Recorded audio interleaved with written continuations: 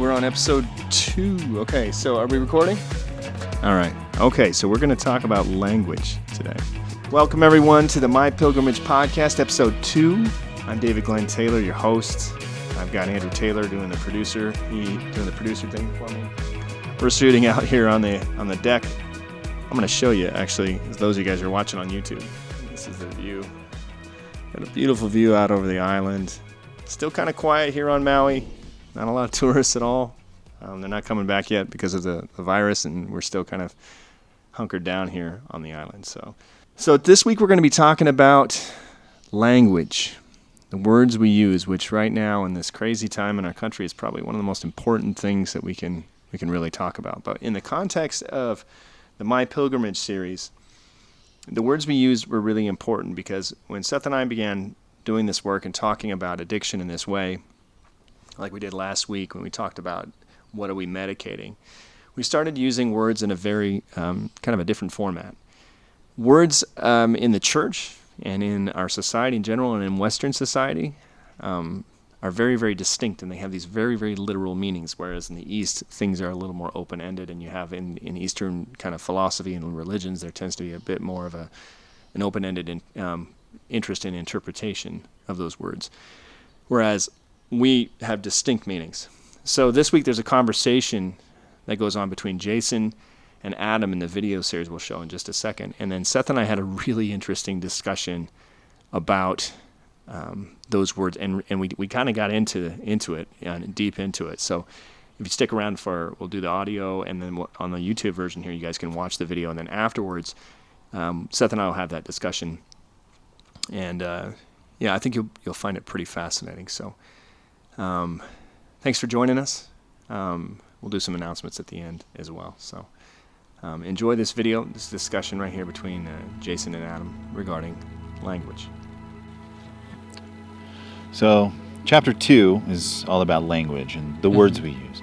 Those things are really important because words have meanings, and a lot of times we don't even realize that those meanings are even exist, that they're even there.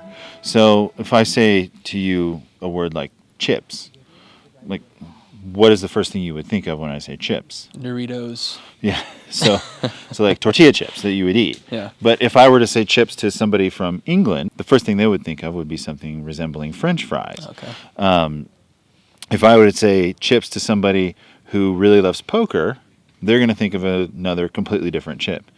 So all of these words, they carry meanings, and a lot of times those meanings can shuffle and get reassigned. And sometimes we think we're saying one thing when we use a word, and we're really saying something different. Mm-hmm. And so we wind up applying labels to things that maybe aren't accurate. So have you ever, like when I say labels, Yeah, something that comes to mind when you talk about that would be like the word addict. Right. Yeah. I've self-identified as an addict, but depending on who I tell that to, if it is another addict or someone who has an addict as a friend, whether it be drugs or alcohol, it feels like a different thing as a porn addict. So. Right. And so, that word addict to you kind of carries a different meaning than it would to somebody whose addiction is in a different realm of addiction. Mm-hmm. When it comes to language and when it comes to words, a lot of times I think we tend to try to fool ourselves into thinking that we're something not by calling it something different. Mm-hmm. So for me, I struggled with pornography for a really long time, but I never called it an addiction. I called it a habit, or I called it if I was really trying to really work through it super hard, I would call it a struggle. Mm-hmm. But I would never really own it. I would never fully place the label on it that it deserves. And I think a lot of times we try to fool ourselves into thinking that that we're doing something different than we actually are, and we fool ourselves by the way we use our language. And so we really have to, in dealing with trying to find a redemption that feels real, we have to start taking an honest look at the words we use and really start to say, these terms that I've been using are not accurate. I've been fooling myself or trying to fool others, and I have to just speak plainly about what's going on with me. I mean, what if, just like with the analogy about the chip, a plain and frank piece of language still is being misconstrued.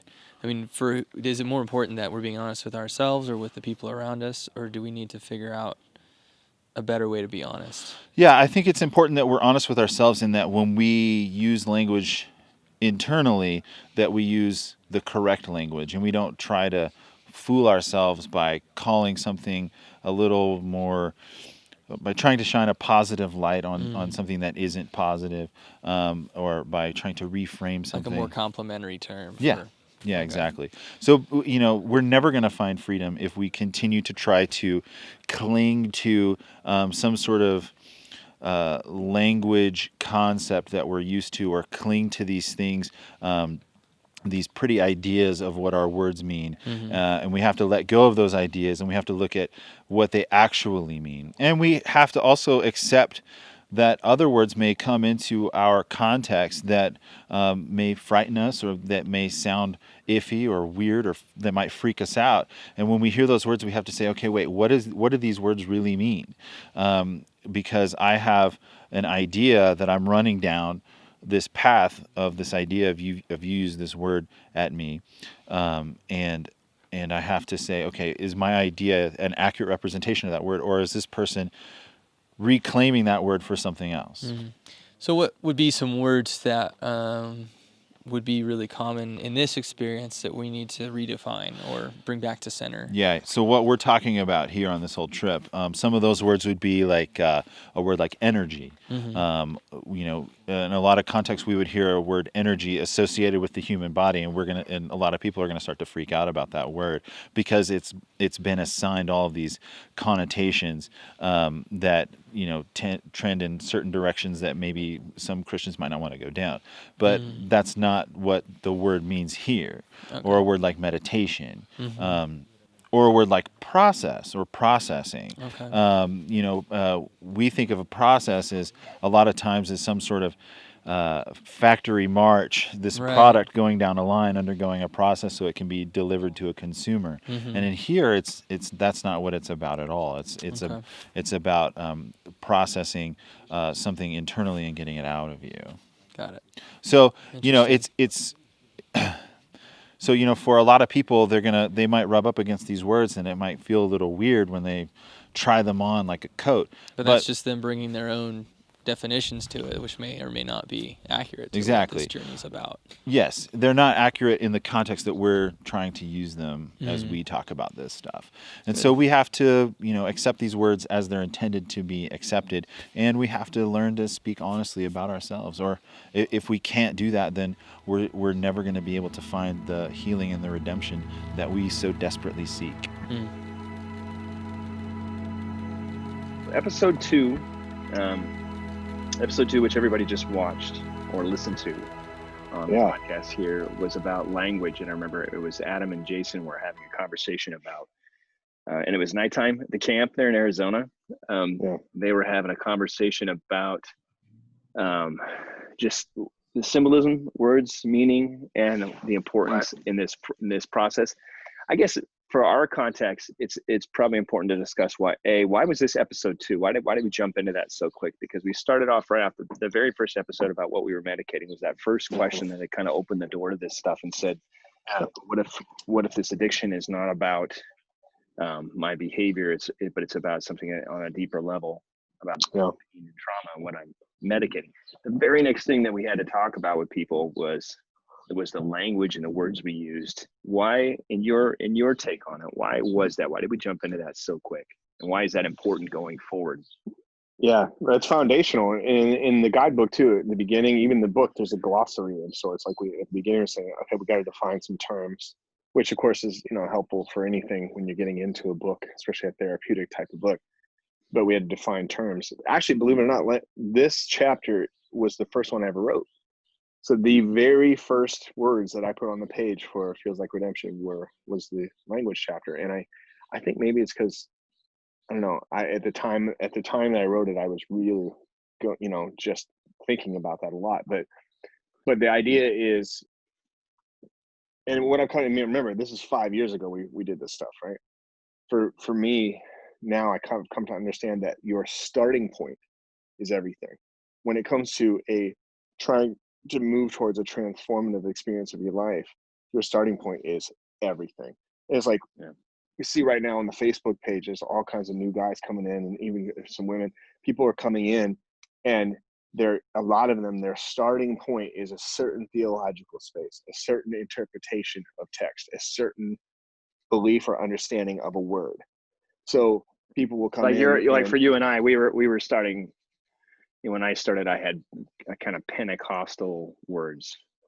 Right. I still did tend to use a lot of words coming out of a Pentecostal kind of background denominationally, especially in terms of Spirit and the Holy Spirit and those words that I use. And that's not necessarily what a Methodist or a Presbyterian or even a person who has no religion are going to use.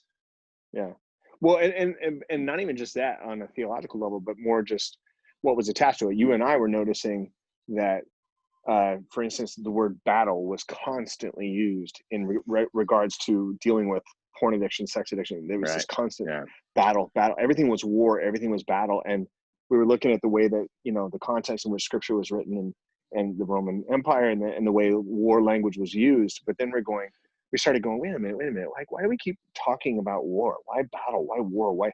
Because we were kind of looking at it going, we didn't see it echoed in the words of Christ. And people would talk about freedom and battle in the same kind of spaces.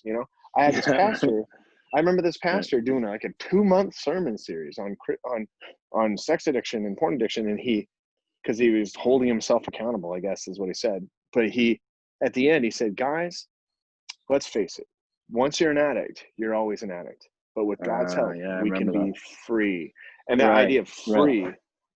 Right. Free, like, and that was a big one with you and I. We were going, what is freedom? Like, freedom isn't I don't look at porn anymore, thank God, but I have to continue. Like, you'd see I mean, a big part of this entire process was looking at the guys that are going through 12 steps, looking at the recovery movement, and looking at them and going, they keep saying they're free, they don't look free.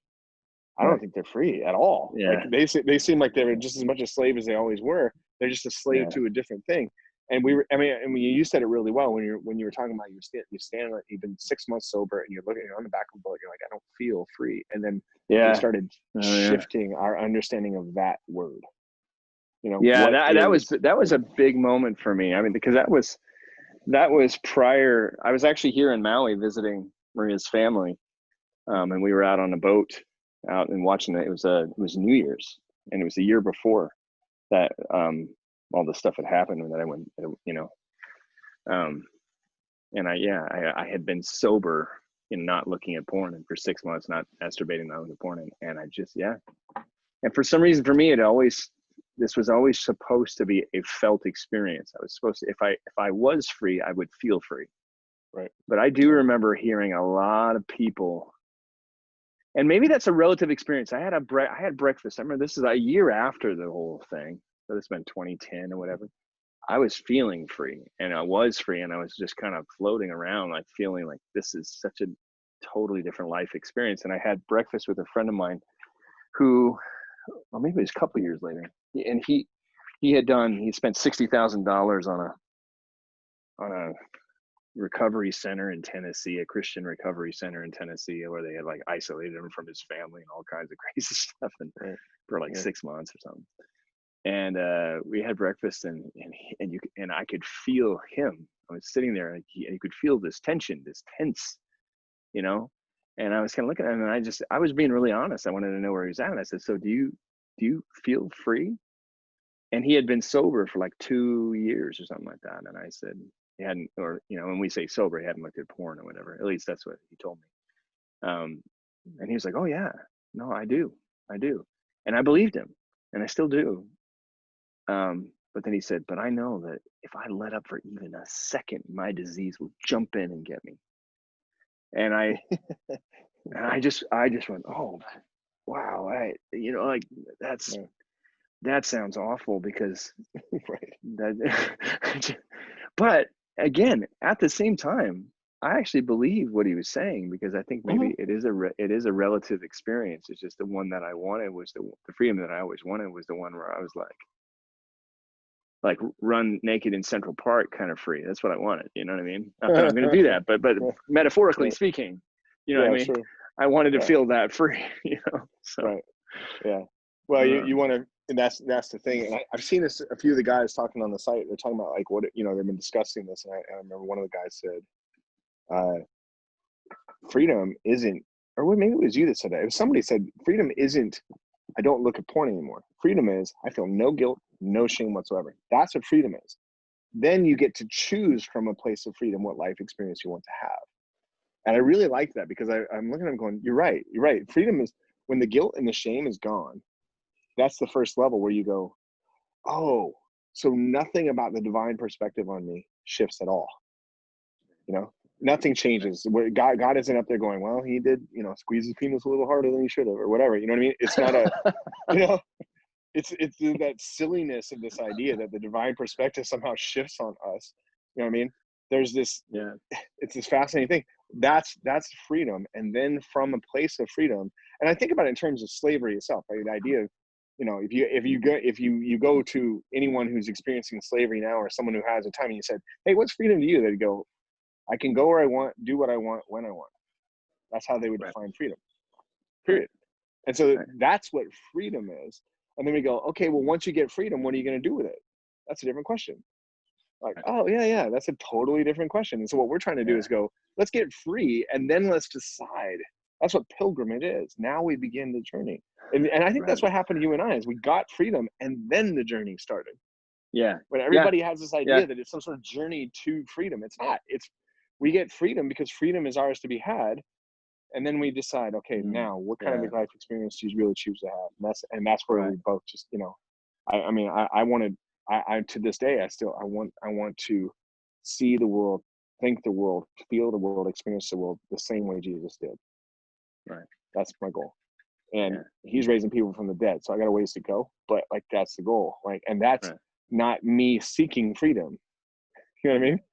Right. I'm already free. I got freedom.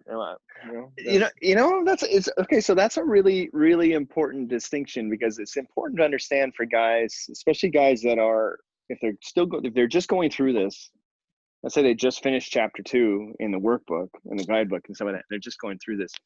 It's important for them to understand, well, we're 10 years down the road here, and I experienced freedom on day one, when my brain went through that shift, when that shift of going from this external experience to this internal experience, and paying attention to that.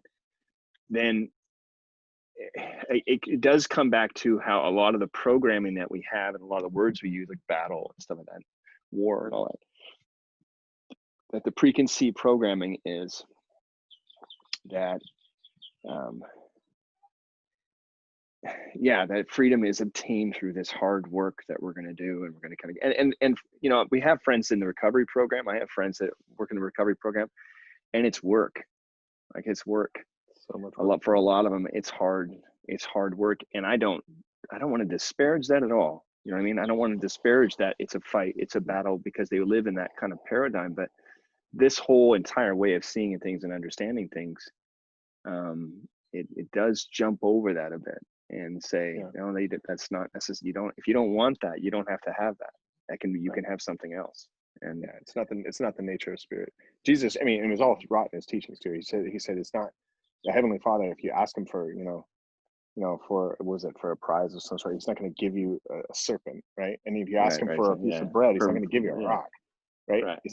That's essentially, that's when I look that I believe is an actual kind of teaching towards that way of being. It isn't how God works. When he's teaching about how God works, he's saying, look at the trees, look at the lilies of the field, look at the birds of the air. They don't sow, they don't reap, they don't toil, they don't store for winter. Yeah. And yet the Heavenly Father takes care of them. He's speaking about the nature of the Father, that there's this flow, there's this ease, a peace that passes understanding. Not a peace that you just clench your buttocks as hard as you can and you get peace. It's okay. So let's talk about that other word then, the word understanding. Yeah. This is where social media kind of smacks me around a lot, because I've been watching right now. We're in quarantine. This is being recorded the end of May, and we are I have not seen Facebook as vitriolic as it is now. ever, and that's saying something. I mean, this is worse. This is worse than the 2016 election. This is worse than this is as bad as I've ever seen it. And there's a lot of people throwing around the words about truth. This is true. What's true? And so we talk about the word truth in this program. I always say truth with a lowercase t. Right. I know we're going to talk about this more later. One of the other things that tends to happen is we do come in with this idea that there is truth with a capital T, and that's the truth of the Bible, or the truth of Jesus, or the truth of God, or the truth of our denomination, truth of our religion, the truth, and that's truth with a capital T. We talk about truth with a lowercase t is that it's the thing that you believe and feel is true. Mm-hmm. And how if I was to take 10 guys and I'd say, what do you think is true? Then we're going to have 10 different truths. Sure. And they're going to say, no, this is what I think is true. And that's what I mean by truth with lowercase t. And I can look at all of them and I can say, okay, you all have your truth.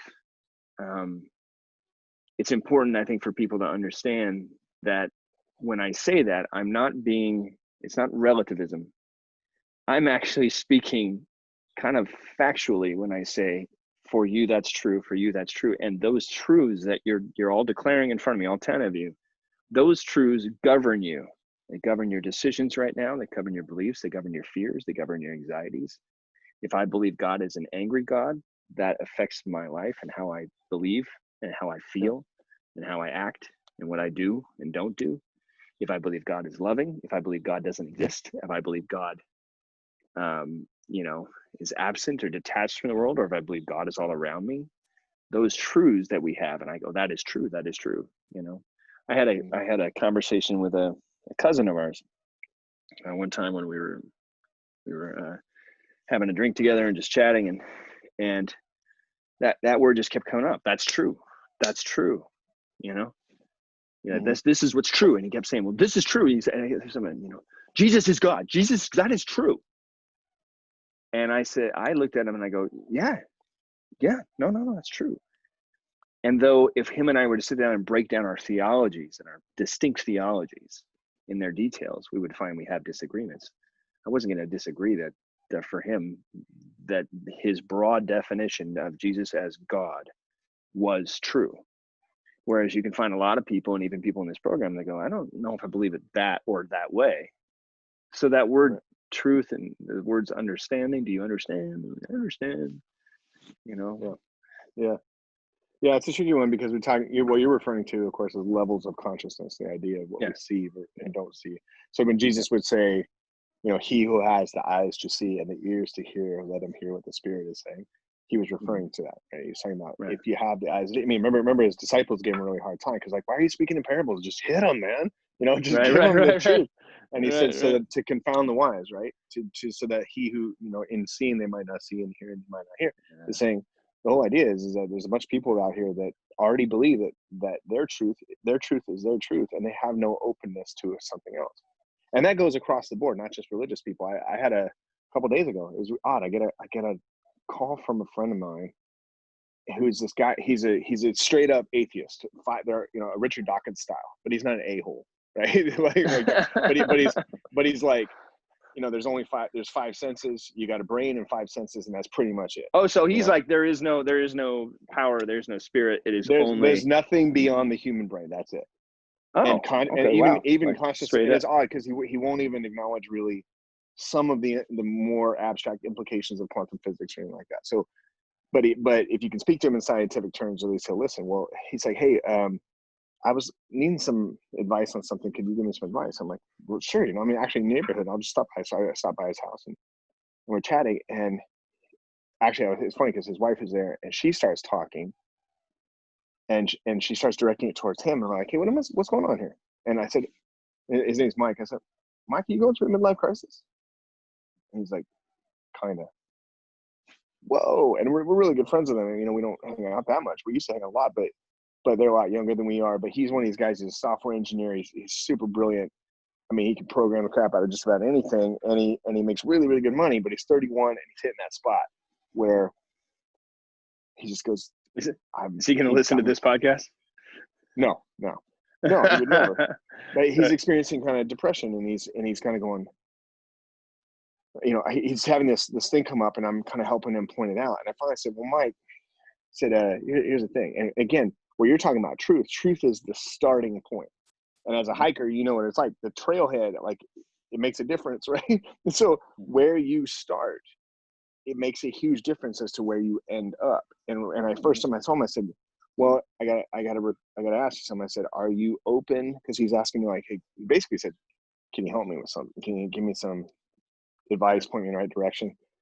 And because he's like, everything's meaningless. I feel this kind of weird, heavy, no motivation at all. And I'm like, I told him, I said, are you open to the possibility that there is anything beyond your brain? And he just goes, not really.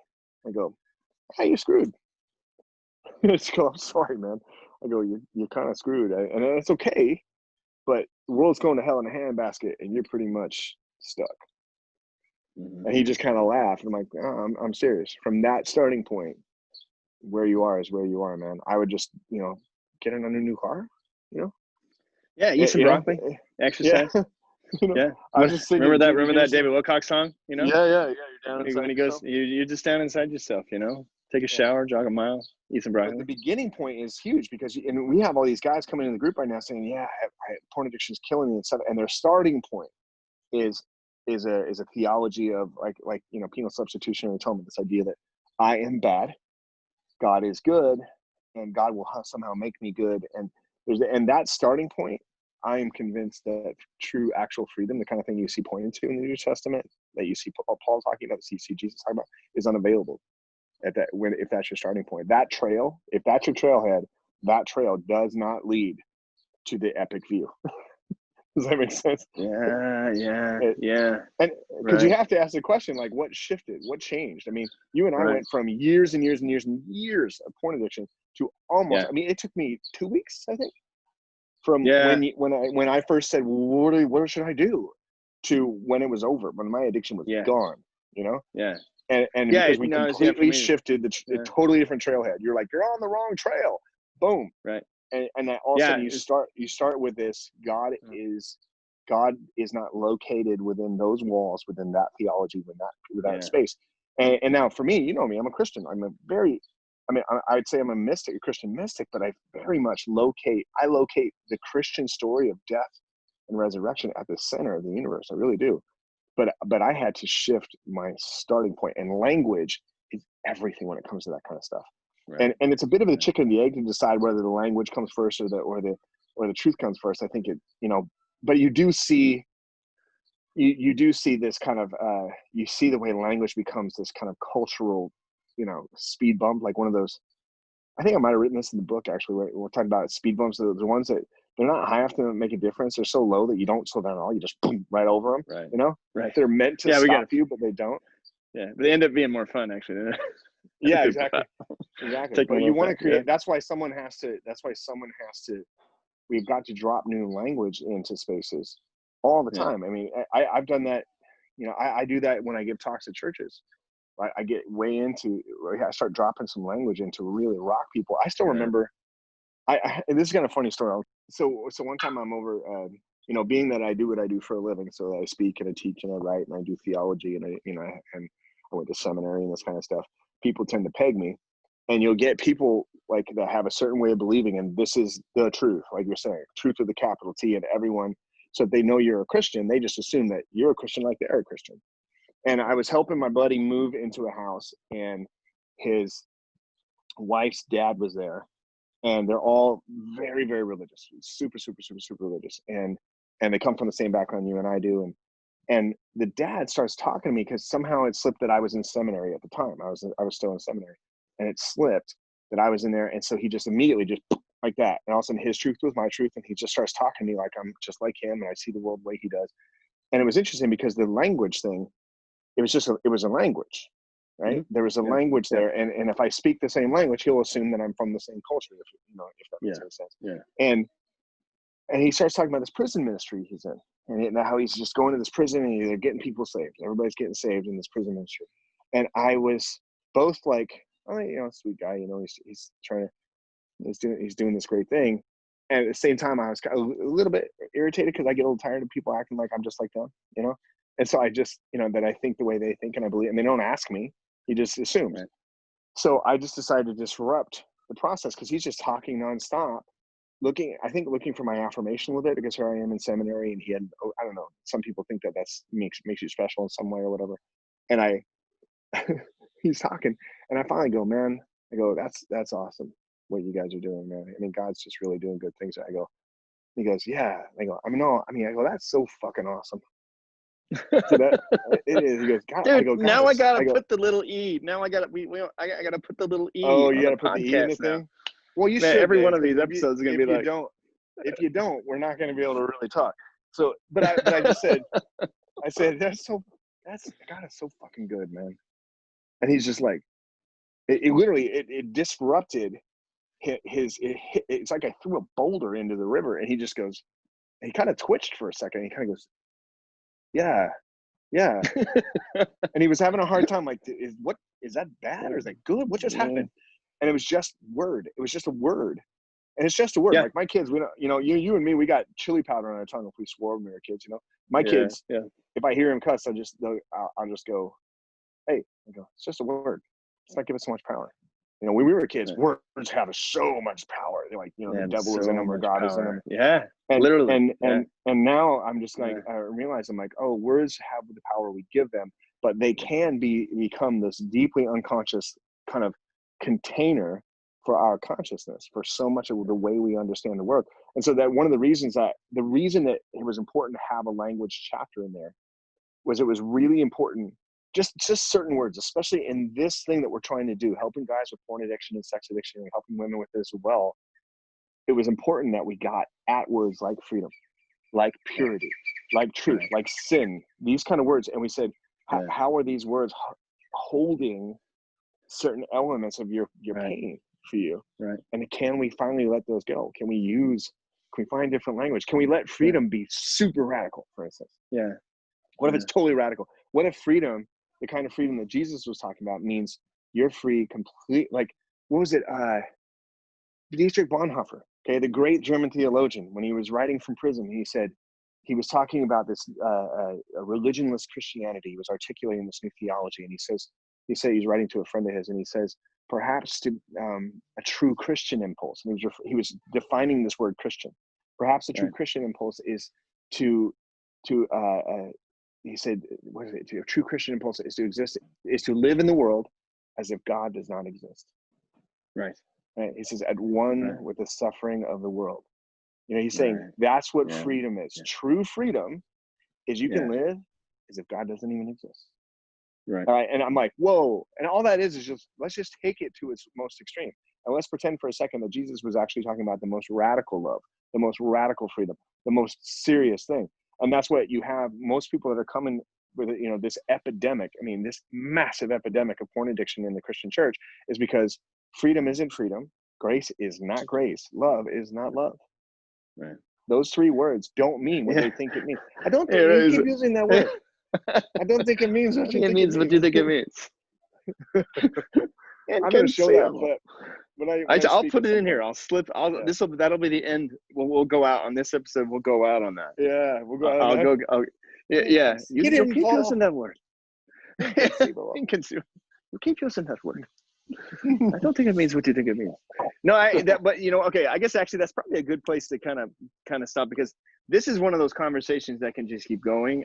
I'll tell you my quick little disruption story. I didn't use the F word in it, but I spoke to a group of college guys, like 40-some college guys. This is years ago. I was doing this whiteboarding thing. We were talking about the Trinity. We were talking about the theology of the Trinity and kind of going through that when it came to spirit, when it came to an actual practical application of spirit and how it works in our lives and that kind of thing. And in fact, it's similar to the talk. I kind of gave the talk in the Alaska series that is on MyPilgrimage.com right now that you can go watch when we talked about. Check it out. Go check it out. But that I'd given that talk, and when I was kind of getting things set up, we were talking, and I said, somebody said something. I said, you know the word God? I go, you guys know the etymology of the word God? And they were like, I said, you know, it's a Hindu word by way of Germanic. It evolved, and I started explaining the whole etymology of the word God. And they were all like, I go, you guys thought that was your word, didn't you? I go, you thought that was your word. I go, and even more so, I said, did you know it's not even a masculine word, you know? And they're all going, oh wait, we assigned these words through our complex histories, and then especially as evangelical Christians in the United States of America in the 21st century, we have distinct definitions, and those definitions are not the definitions that came from God. They were developed through mankind. They are symbols of meanings, and so when we strip them, and I know we've done this to some guys I've talked to when they're really struggling with this thing. I had a friend, I was like, he was really wanting to disrupt his own experience. You could see he was just hungry for that. And I know you've done this to people. I just said, well, hey, let's try this. Why don't you try this today, or the rest of the day today, whatever. Whenever you talk about God or think about God, use a feminine pronoun.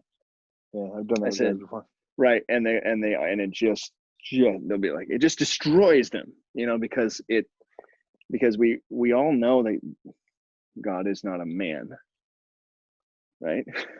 Well, not no. There's plenty of people would tell you he is, and there are people that truly believe he is, that God is a man, because Jesus was a man, so therefore God was. So God is a man, and then I always go, well, does God have a penis?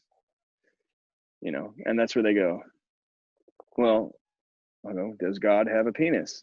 I said, because we can say that Zeus has a penis, right? Because Zeus had wives and kids and the whole thing, and he got it on. But does our evangelical Christian God have a penis? And then that's where they tend to get thrown off a bit.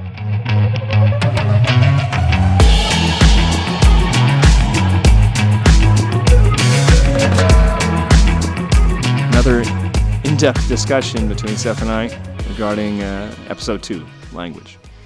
Extremely important, but I do want to hear your thoughts. I want to hear all of your thoughts. If you go to the Facebook page, you join the MyPilgrimage Facebook page, put down your thoughts. Say, hey, I watched episode 2, or I listened to episode 2 of the podcast, and I was this is what came across for me. Here's the words that I've been using, and here's the things, what they mean to me, and here's where some of that disruption takes place when those words change, and how we have held on to those words as this is what it means, and how that actually can really hinder our walk, our experience, and our healing journey along the way. So jump on the Facebook page or shoot us an email, mypilgrimage3@gmail.com. MyPilgrimage and the number 3@gmail.com. We'd love to hear your comments. We'll talk about them here on future episodes of the podcast. Just a couple of quick announcements. We just launched mypilgrimage.com. We launched the podcast. There's a Patreon link in the top right-hand corner at mypilgrimage.com. If you want to help us kind of make this podcast better, you want to help us upgrade the equipment a little bit, maybe we get a mic stand with a little bit better mic. If you want to help Andrew with the software thing, and we want to kind of continue to improve this thing. And also, if you want to help us kind of expand what we can do in terms of making new videos and new teaching and new observations on this stuff, just jump on the Patreon. Chip in $5. We don't have any tiers on that yet. It's just, if you feel like and it's helping you, you can. It's no pressure to give. This is stuff that we are freely giving away. But every little dollar helps, and every little dollar right now is going to go towards upgrading equipment, making this kind of a better experience as we go along. Have a great week. We'll talk to you guys again next Monday with episode 3. Aloha.